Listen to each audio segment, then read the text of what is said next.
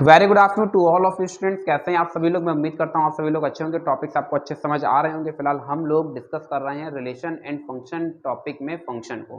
तो फंक्शन का classification already आप क्लास 11th में सीख करके आए थे। कल की वीडियो में हम लोगों ने डिस्कस कर लिया था टाइप्स ऑफ फंक्शंस में 1 1, onto, many one and into. अभी आज की क्लास में हम लोग कुछ आगे समझने की कोशिश करते हैं और देखते हैं कि एक्सरसाइज 1.2 में क्वेश्चन नंबर 2 हमसे आखिरकार क्या कहना चाहता है।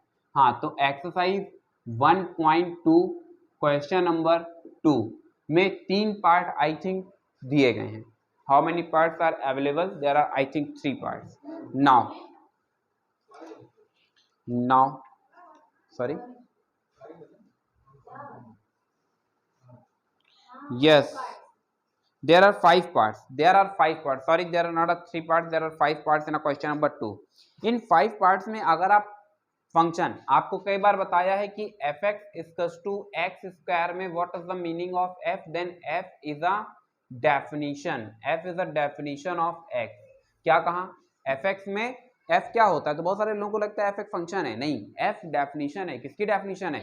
एक्स की डेफिनेशन है, जिसमें कहा गया है कि एफ, ये जो x है वो एक्चुअली, यानी जो f डेफिनेशन है x की, वो ये है कि जो भी आर्गुमेंट होगा उसका स्क्वायर होगा, means we get the X square. अब अगर आप क्वेश्चन नंबर 2 को बहुत ध्यान से देखो तो क्वेश्चन नंबर 2 के 5 पार्ट्स में f की डेफिनेशन सब में सेम रखी गई है, लेकिन जो आपकी मैपिंग है उस पर कुछ चेंजमेंट किए जा रहे हैं। क्या किए जा रहे हैं? कुछ चेंजमेंट किए जा रहे हैं। देखते हैं कि क्या हो सकता है। 3 पार्ट एक जैसे हैं, लास्ट के 2 पार्ट्स एक जैसे हैं। तो क्वेश्चन नंबर 2 में मैं, देखिए, शायद सारे ही पार्ट यहाँ पर डिस्कस करना चाहता हूँ आपके साथ में। देखते हैं कि क्या सीख सकते हैं और क्या कर सकते हैं। सेकंड का पार्ट 1 क्या बात कही जा रही है? कहा जा रहा है गिवन दैट, बच्चा लिखने का पूरा तरीका वही होगा। फर्स्ट पार्ट में n दे दिया गया है, set of all natural numbers. क्या कहा? Set of all natural numbers 1 2 3 and so on. आइए जरा आगे समझने की कोशिश करते हैं। सेकेंड पार्ट में बताते हैं अ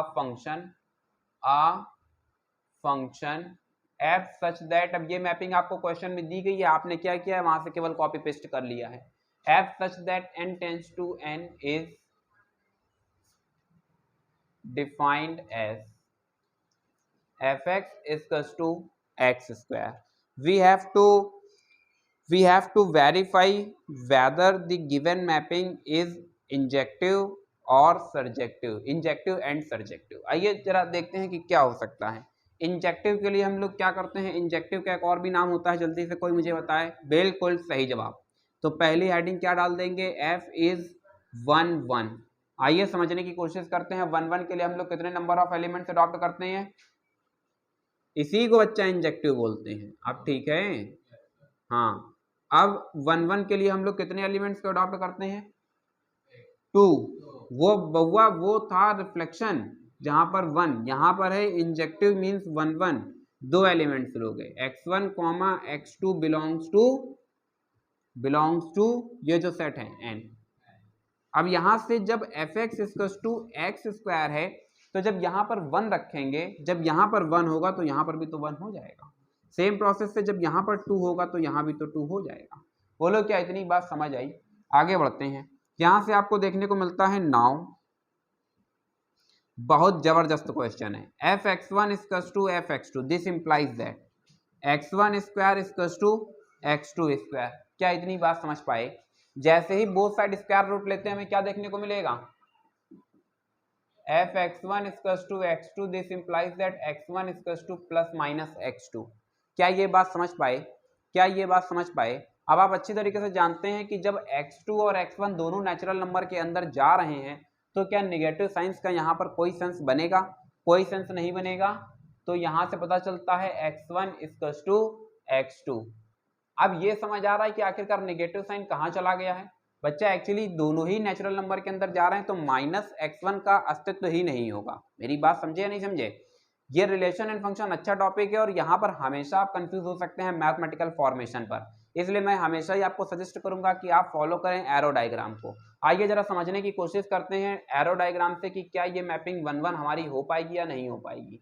ये सेट ए रहा, ये सेट बी रहा, ये ए क्या है नेचुरल नंबर। देखो n से n पर मैपिंग हो रही है, तो जो फर्स्ट सेट है वो भी नेचुरल नंबर है और जो सेकंड सेट है वो भी क्या है नेचुरल नंबर है।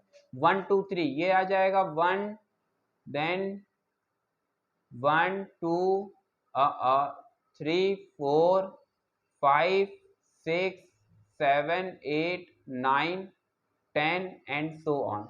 क्या इतनी बात समझ पाए? क्या इतनी बात बेहतर तरह से समझ पाए? जब 1 को हमने, अरे गड़बड़ है बच्चा, f such that n tends to n, ये यहां पर बताते हैं एक्सप्रेशन और इसकी डेफिनेशन अब नीचे लिख दी जाती है fx equals to X square. Clear यहां तक? अब बच्चा देखिए जरा, जब fx equals to X square है तो 1 का इमेज बच्चा क्या होगा? 1 का इमेज क्या होगा? अरे 2 नहीं होगा यार, जब 1 को यहां रखोगे तो 1 का स्क्वायर तो 1, इसीलिए कहते हैं दूसरों की बातों में नहीं आया करो। देख लिया, लोगों ने तुमको गड्ढे में ढकेल करके और सही जवाब दे दिया। आगे देखते हैं भैया, 2 का और 3 का एंड सो ऑन। अब जरा ध्यान से समझने की कोशिश करेंगे। ये वाला देखो बच्चा ब्लॉक, मैंने कल की क्लास में क्या समझाया था कि जब भी आपको इस तरीके से घोंसला देखने को मिलता है तो ये मैपिंग किस तरीके की होती है? इनटू होती है। ये मैपिंग किस तरीके की होती है? इनटू मैपिंग होती है। ये वाला जो ब्लॉक है इसको हम किस नाम से जानते हैं?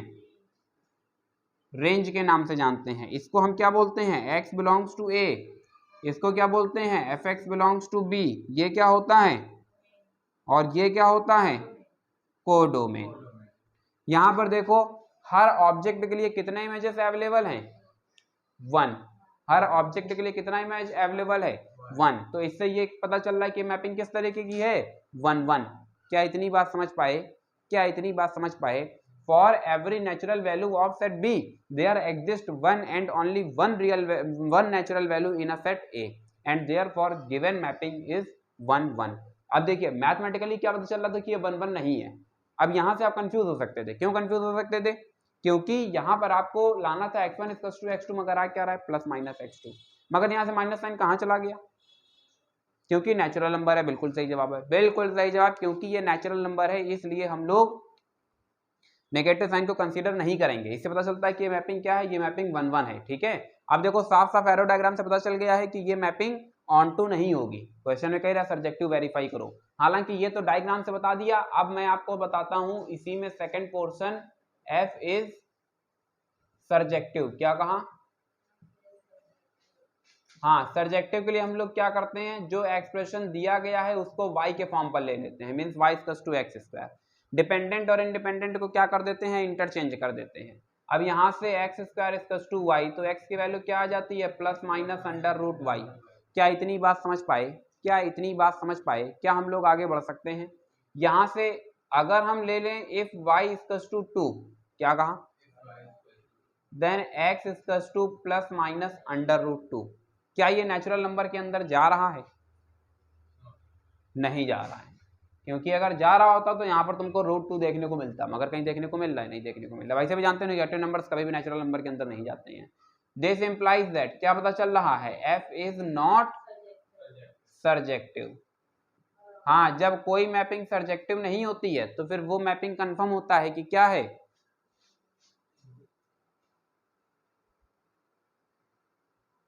इनटू। अगर कोई मैपिंग सर्जेक्टिव नहीं होती है तो वो मैपिंग किस पर जाती है? इनटू पर जाती है। जल्दी से बोलो मेरे साथ, वो मैपिंग किस पर जाएगी?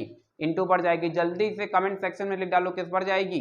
इनटू पर जाएगी। क्या इतनी बात समझ पाए? क्या इतनी बात समझ पाए? एक होमवर्क दे रहे हैं, जल्दी से मुझे बता डालो कमेंट सेक्शन में 2 मिनट प्लीज वीडियो पॉज करके। अगर कोई मैपिंग 1 1 नहीं होती है तो कंफर्म है कि वो मैपिंग कौन सी है? हाँ, if a mapping is not 1 1 then it is confirmed that this mapping is called dash dash dash। हाँ, many one is a correct answer। बहुत बढ़िया, many one is a correct answer। many one is a correct answer। इससे पता चलता है कि 1 1 और many one के बीच में हमेशा 36 का आंकड़ा होगा और on to और into के बीच में भी कितने का आंकड़ा होगा? 36 का आंकड़ा होगा। 36 के आंकड़े का मतलब समझते हो? मतलब एक दूसरे के जस्ट अपोजिट होंगे। क्या इतनी बात समझ पाए? फटाफट जल्दी से नोट करेंगे ताकि हम लोग मैक्सिमम प्रॉब्लम्स को टच कर पाएं।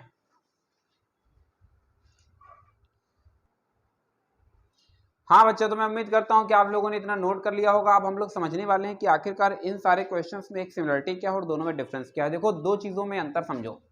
अगर यहाँ पर इस मैपिंग में कोई चेंजमेंट किया जाएगा तो भी ये जो तुम्हारा टाइप ऑफ फंक्शन है इस पर चेंजमेंट देखने को मिलेगा, और अगर यहाँ पर कुछ चेंजमेंट किया जाता है तो भी आपको वो इम्पैक्ट यहाँ पर देखने को मिलता है कि फंक्शन 1 है या नहीं, मीन्स टाइप चेंज होगा। अगर हम डोमेन, को डोमेन या फंक्शन की डेफिनेशन तीन में से किसी में भी कोई भी चेंजमेंट कर देते हैं तो ऑटोमेटिक वो चेंजमेंट आपको टाइप ऑफ फंक्शंस में देखने को मिल जाता है। सर कम बात समझ आती है, थोड़ा सा एग्जांपल देकर के समझा दीजिए। अरे एग्जांपल लेकर के समझ लीजिए। सेकंड केस में क्या कहा जा रहा है? सेकंड केस में कहा जा रहा है z, और यहां पर भी क्या आ गया? z। अब जब मैपिंग z से z हो रही होगी तो ये बात तो यहां तक ठीक है, ये बात देखो गलत है, यहां पर देखो z हो जाएगा। ठीक है भैया, ये वाला जो पोर्शन है वो प्लस माइनस x2 जनरेट होगा, और इस बार याद रखना minus value set of integer के अंदर पाई जाती है। क्या कहा? Minus value set of integers के अंदर पाई जाती है। अब इस सिचुएशन में जरा एरो डायग्राम से समझने की कोशिश करते हैं कि क्या ये हमारी मैपिंग 1-1 हो पाती है या नहीं हो पाती है। फिलहाल आप इस बारे में क्या सोचते हैं, अपनी राय नीचे कमेंट सेक्शन में लिखना ना भूलें। हाँ, ये एक ब्लॉक रहा, ये ब्लॉक ए हमने नाम दिया, इस ब्लॉक को हमने क्या नाम दिया? बी नाम दिया। ये सेट ऑफ इंटीजर्स है तो इसके अंदर इंटीजर्स पाए जाएंगे, मतलब इसके अंदर 0 भी होगा, 1 भी होगा, -1 भी होगा, 2 भी होगा, -2 भी होगा, 3 भी होगा, -3 भी होगा, एंड सो ऑन। जबकि इस ब्लॉक को हम देखते हैं तो इसके अंदर भी कुछ इसी तरीके की वैल्यू शायद पाई जाएंगी। 0 होगा, देन 1 होगा, देन 2 होगा, 0 होगा, 1 होगा, 2 होगा, 3 होगा, 4 होगा, रे 4 होगा, 4 होगा, फिर 5 होगा, 6 होगा, एंड सो ऑन। इधर -1 होगा, -2 होगा, -3 होगा, एंड सो ऑन। जरा मैपिंग को कराते हैं, देखते हैं क्या हो सकता है। 0 किससे कनेक्ट कर जाएगा? +1 की मैपिंग क्या होगी? -1 की मैपिंग क्या होगी? ये डेफिनेशन चल रही है z to z, और मैपिंग चल रही है z to z, डेफिनेशन है f(x) = x²। अच्छे बच्चों के तरीके जब यहाँ पर 0 रखोगे तो 0 का स्क्वायर 0 हो जाता है, जबकि यहाँ पर जब आप +1 रखते हैं तो +1 का स्क्वायर +1 होता है। On the other hand the square of -1 is also +1, and therefore the mapping of +1 and -1 is 1। Second thing, mapping of 2 and -2 is 4, and I trace the line once again so that you can watch it clearly. Yes, got it। अब इसी तरह से +3 -3 की mapping क्या हो जाएगी? +9 हो जाएगी, एंड सो ऑन। कुल मिलाकर के जो ब्लॉक हमें देखने को मिल रहा है वो ब्लॉक देखो ये देखने को मिल रहा है। मेरी बात समझ पाए? क्या मेरी बात समझ पाए? इसमें जो इधर पर सिस्टम लिखा होता है इसको हम क्या बताते हैं? x belongs to a। a क्या है? सेट a क्या है? बिल्कुल सही जवाब है, सेट ए इंटीजर है। जो यहाँ लिखा होता है वो एक्चुअल में ये वाला होता है, और जो यहाँ लिखा होता है वो एक्चुअल में ये वाला होता है। सिंपल से इस एरो को देख लेना, एरो यहाँ पर भी बना हुआ है, एरो यहाँ पर भी बना हुआ है। जो एरो के इस तरफ है वो एक है, जो एरो के इस तरफ है वो एक है। यहाँ से देखो बच्चा, ये क्या बताते हैं? f(x) belongs to b। b क्या है? सेट ऑफ इंटीजर है। इसको हम क्या बताते हैं? डोमेन। इसको हम क्या बताते हैं? कोडोमेन। क्या इतनी बात समझ पाए? अब यहां से देखो, क्या ये मैपिंग 1-1 तुम्हें देखने को मिल रही है? नहीं देखने को मिल रही है। मैंने कहा था ना, मैंने क्या कहा था कि मैथमेटिकली आप अंधकार में जा सकते हैं परंतु एरो डायग्राम हमेशा आपको एक सही रास्ता दिखाएगा। दिस इंप्लाइज दैट, क्या पता चला? f इज, हाँ, f इज नॉट 1-1। बिल्कुल सही जवाब है। कमेंट सेक्शन में लिख करके बताएंगे कि अगर एक मैपिंग 1-1 नहीं है तो फिर वो क्या है। आप सही कह रहे हैं। हाँ, आप लोग कमेंट सेक्शन में लिख करके बताएंगे if a mapping is not 1-1 then what is the meaning of it. और अगर इस सवाल का जवाब नहीं दे पाना तो वीडियो को यहीं से पॉज करके और पिछले वीडियो देख लेना, वहां पर मैंने डिस्क्राइब किया हुआ है। आगे समझने की कोशिश करते हैं। नेक्स्ट राउंड पर आते हैं। f is surjective. चेक करते हैं क्या सर्जेक्टिव है। ये स्टेप सही है, ये भी सही है, ये भी सही है, यहाँ तक तो सही है। अब प्लस माइनस दोनों पाया जाता है इसलिए हमने 2 ले लिया, तो ये +-√2। क्या ये z के अंदर जाता है? तो क्या पता चला? सर्जेक्टिव भी नहीं है। वैसे भी ये देखो, ये घोंसला तुम्हें देखने को मिल रहा है जिसको हम क्या नाम देते हैं? रेंज। और अगर रेंज कोडोमेन के इक्वल होता है तभी मैपिंग कैसी होती है, तभी मैपिंग कैसी होती है, सर्जेक्टिव होती है, अदरवाइज मैपिंग सर्जेक्टिव नहीं होती है। क्या हम लोग आगे बढ़ सकते हैं? फटाफट जल्दी से नोट करेंगे, फिर देखेंगे इसका नेक्स्ट केस।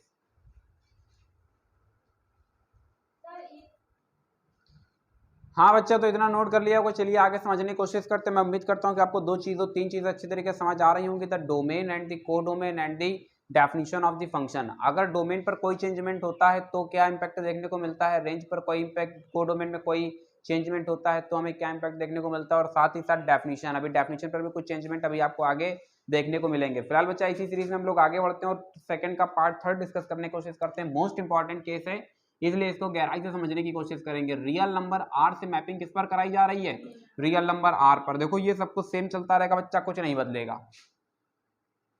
यहां से क्या प्लस माइनस x2, याद रखना रियल नंबर आर के लिए एक्चुअली वो एरो डायग्राम बनाना थोड़ा सा मुश्किल होता है, क्योंकि आप अच्छी तरीके से जानते हैं कि एरो डायग्राम हमेशा रोस्टर फॉर्म का बनता है। किसका बनता है? रोस्टर फॉर्म का। तो इसलिए यहाँ पर एरो डायग्राम बनाना रियल नंबर के लिए थोड़ा सा मुश्किल होता है, मगर रियल नंबर की जो भी मैपिंग होती है वो प्योर फॉर्म पर आपको देखने को मिलेगी मैथमेटिकली, मतलब जो मैथमेटिकली दिख रहा होगा वही एक्चुअल में होगा भी। यहाँ पर किसी भी तरीके कोई चेंजमेंट अलग से क्रिएट नहीं होता है, मतलब ये मैपिंग 1-1 नहीं होगी, ये कंफर्म है। जब सब्जेक्टिव की बात करते हैं, जरा सब्जेक्टिव को देख लेते हैं बच्चा। सब्जेक्टिव में यहाँ तक सब कुछ सेम चलेगा, लेकिन ये किसके अंदर जा रहा है बच्चा, ये z के अंदर जा रहा है। अब यहाँ से ये बदल जाएगा, ये सब कुछ रियल नंबर r के अंदर जाएगा, कंफर्म है जाएगा। मगर याद रखना रेंज का मतलब y की वैल्यू से होता है, रेंज का मतलब किससे होता है, y की वैल्यू से होता है। हमने कहा find out the range, it means you have to find out all the values of set y, means y के लिए आपको सारी वैल्यूज का एक सेट कलेक्ट करना है। यहाँ से लिख दिया गया है रूट y, तो y कैसा होगा, ग्रेटर इक्वल टू 0 होगा। y कैसा होगा, ग्रेटर इक्वल टू 0 होगा। y बड़ा है, किससे बड़ा है, 0 से बड़ा है। कितना बड़ा है, बहुत बड़ा है, इतना बड़ा है कि ये किधर भागेगा, प्लस इन्फिनिटी की तरफ भागेगा। It means y belongs to 0 to plus infinity. Infinity के साथ में हमेशा कैसा इंटरवल यूज होता है, ओपन इंटरवल यूज होता है, और 0 के साथ में इक्वल लगा हुआ, इसलिए यहाँ पर क्या आ जाएगा, क्लोज इंटरवल आ जाएगा। साथ ही साथ हम लोग समझने की कोशिश करते हैं कि जो रियल नंबर आर है इसकी एक और भी डेफिनेशन है। रियल नंबर आर के इंटरवल में डेफिनेशन सुनाओ जरा, क्या होती है? बिल्कुल सही जवाब, बहुत बढ़िया, माइनस इन्फिनिटी से प्लस इन्फिनिटी, इसको भी हम लोग क्या बोलते हैं, रियल नंबर आर बोलते हैं। अब यहां पर देखो, ये 0, ये प्लस इन्फिनिटी, ये माइनस इन्फिनिटी, ये क्या है, ये है पूरा का पूरा रियल नंबर आर। जबकि यहां पर देखो जो तुम्हें देखने को मिल रहा है, जो देखने को मिल रहा है वो क्या देखने को मिल रहा है, 0 टू प्लस इन्फिनिटी। भैया इस ब्लॉक से स्टार्ट होकर के ये सब देखो भागा चला जा रहा है। क्या हम पूरी लाइन कवर कर पा रहे हैं? नहीं कवर कर पा रहे हैं। कितनी कवर कर पा रहे हैं? आधी कवर कर पा रहे हैं। इससे क्या पता चल रहा है कि ये सबसेट है, किसका सबसेट है, माइनस इन्फिनिटी से प्लस इन्फिनिटी का। जब रेंज सबसेट होता है कोडोमेन का, तो हमें क्या पता चलता है कि एफ कैसा है, बिल्कुल सही जवाब, एफ होगा इंटू, एफ कैसा होगा, एफ होगा इंटू, क्या बताएंगे, since range is a subset of codomain and therefore f is not surjective, not surjective। अगर मैपिंग सर्जेक्टिव नहीं है तो ये बात वेरीफाई हो जाती है कि वो मैपिंग कैसी है, इनटू है। मतलब ये बात कहें कि ये सर्जेक्टिव नहीं है, ये बात कहें कि ये इनटू है, बोथ आर एब्सोल्युटली करेक्ट। इसी सीरीज में बच्चा जल्दी से हाथ चलाएंगे और फिर से एक क्वेश्चन डिस्कस करते हैं। कोई भी एक पार्ट 4th या 5th में बच्चा कोई भी एक पार्ट आप अटेम्प्ट ले सकते हैं। देखो मैंने डोमेन और कोडोमेन में तुमको अंतर सिखा दिया है। यहाँ पर जो पार्ट 4th और 5th है उसमें आपको बेसिकली ये बताने की कोशिश की गई है कि अगर डेफिनेशन में चेंजमेंट करेंगे तो हमको क्या इंपैक्ट देखने को मिलेगा। क्या कहा, if we create a changement in definition of X then which type of means, किस तरीके से ये जो आपका क्या है यार, इसे टाइप ऑफ फंक्शंस, ये टाइप ऑफ फंक्शंस में किस तरीके के चेंजमेंट क्रिएट हो जाते हैं। क्या बात बताई जा रही है कि अगर डेफिनेशन में कुछ चेंजमेंट क्रिएट होगा तो टाइप ऑफ फंक्शंस में किस तरीके के चेंजमेंट क्रिएट होंगे। फिलहाल बचे हुए जो 2 पार्ट हैं वो आपके लिए हैं। आप अपना उत्तर, ये बच्चा आपके लिए होमवर्क रहेगा और आप अपना रिप्लाई जो है वो कमेंट सेक्शन में जरूर देंगे। होमवर्क रहा, और आप अपना रिप्लाई क्वेश्चन नंबर 2 का पार्ट 4th और 5th आप अपना रिप्लाई मुझे जरूर करेंगे कि ये किस टाइप की मैपिंग है और क्यों। चलिए आज के लिए बस इतना ही रखते हैं, मिलते हैं कल की क्लास में। Thank you so much to all of you, may God bless you all.